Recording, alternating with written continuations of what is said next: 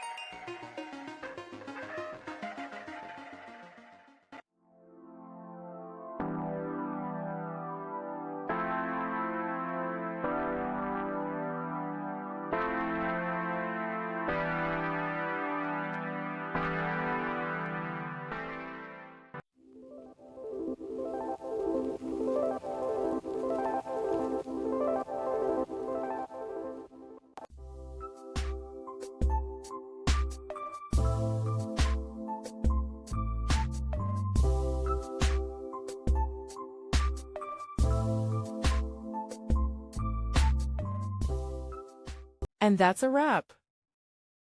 I hope you found the answer you were looking for. If you did, take a second to hit that subscribe button. It really helps out. And let me know in the comments which solution worked best for you.